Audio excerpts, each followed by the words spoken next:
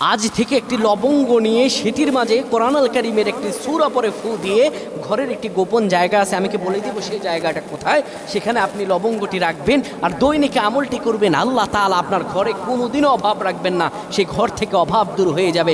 রিজিকে বরকত দান করবেন, সম্পদে বরকত দান করবেন, বিপদ আপদ বালা মুসিবত থেকে আল্লাহ আপনাকে মুক্তি দান করবেন ইনশাআল্লাহ।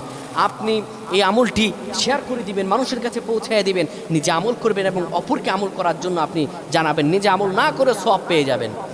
কেউ যদি আল্লাহর উপর ইয়াকিন করে, আল্লাহর উপর বিশ্বাস রেখে একটি লবঙ্গ হাতে নেয়, সূরা ফাতিহা 11 বার পরে, এরপরে কোরআনুল কারীমের একটি আমল আছে, মাগরিবের পরে আপনি পড়বেন সূরা ওয়াকিয়া, দৈনিক পড়বেন।